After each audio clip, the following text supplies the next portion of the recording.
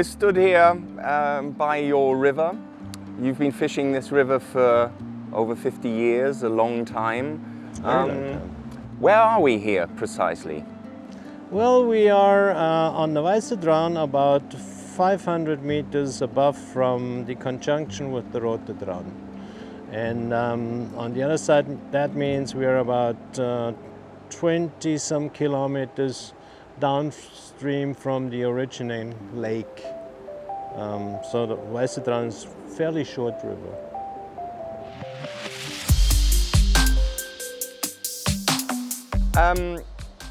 This place here has a special story. Tell me about it. Well, many places on this river have special stories, but the one I remember here, I was fishing with a famous American CEO, and he caught a huge grayling just a couple hundred meters away from here. And just after he had landed it, his first words were, "Wow, that grayling is so enormous. Can I buy the river?"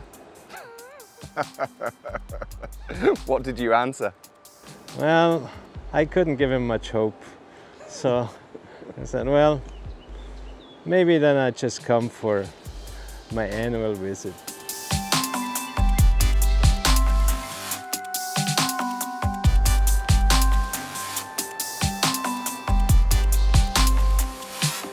Okay, Rudi, I'm a bit curious. How did the fly rod find its way into your hand?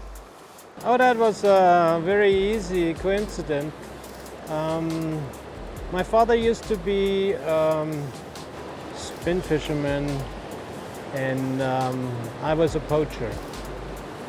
But my father managed the river in Siegsdorfers, and one day he got a phone call from a guy that wanted to fly fish in our waters. And my father didn't know much about fly fishing, so he said, okay, you can come by and I watch you. And then I decide. And so the guy came by, fished in front of the house, caught a couple of fish.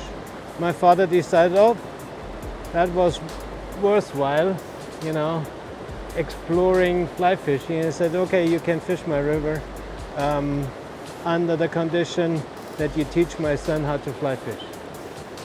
And that's how I got to start with fly fishing. How old were you there? I was 11. And it was funny because from poaching, I knew exactly where the fish were laying.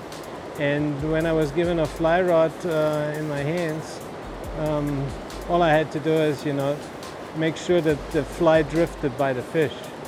So I started out quite well. So, what a beautiful story, yeah? But I'm getting a bit nervous, Rudi. You want to go fishing, I can see. Yes. Let's go. Let's do it.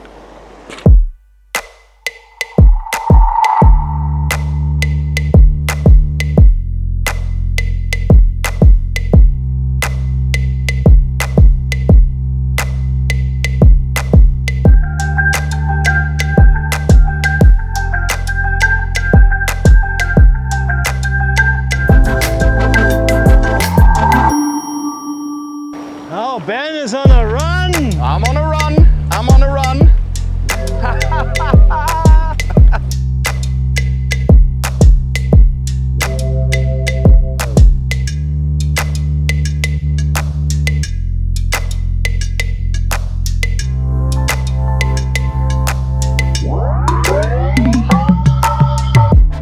Rudi, what a lot of fly fishers really appreciate is your service, especially your service around SAGE rods.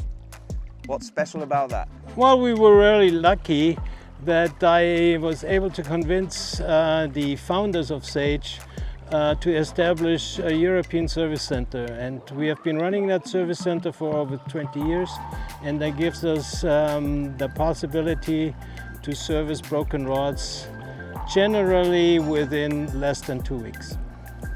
Oof, that's fast. Yep. That's only possible due to the support of the factory, of course, and due to a concept that was established many years ago, which consists that we actually hold spare parts in Europe. We've got something special in your left hand there. Tell us about the story. Well, it's one of our hot sellers. It's a SAGE ESN. ESN stands for European Style Nymphing. And this one is actually one where the chief rod designer of SAGE allowed us to get a special edition of it. So what's so special about it? Well, Europeans are sometimes a little bit more fussy about cork style and cosmetics, and that has changed a little bit to make it more feasible for Europeans.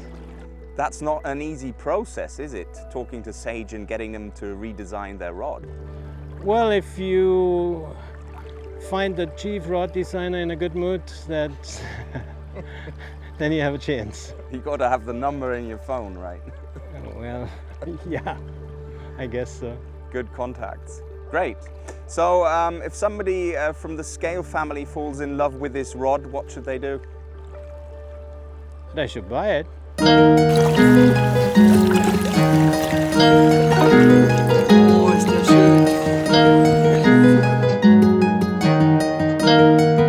I want to talk about something special as well, because you told me about times where there were no fly rods or fly rod fishing in general here in the Traun, and back in the days you had a special technique to catch trout that many people back in the days know. Tell us about it.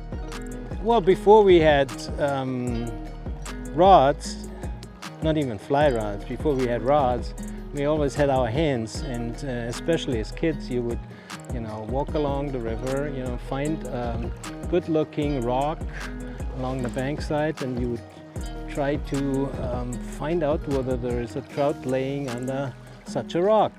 And you just creep in with your hand very, very slowly, and then you explore whatever is beneath that rock. And if you feel something that feels like a trout, you would try to not disturb it. You would try to feel, the shape, where the head, where the tail is, and then you had to make sure that you found a good grip right behind his head, in order to get hold of it. So is that a pulling out, or is it a careful tickling? It's a very careful tickling, but at the end you have to squeeze and pull it out. Wow, that's something I would actually love to try by times. Okay, well, you take off your waders or leave on your waders, throw your fly line away and restart. I think I'm going to give it a miss.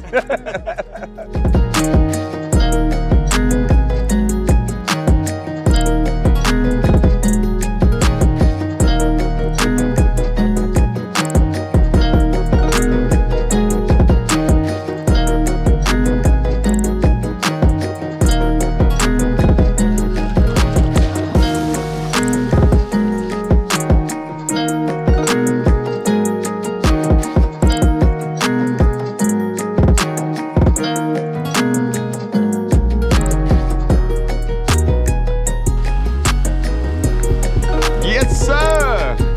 Juhu! Auf die Trockenfliege. Jawohl! Das ist unglaublich. Wow! What a beauty! Petri Heil. Petri Dank! Oi! Was ein Klopper, auf trocken. Yeah!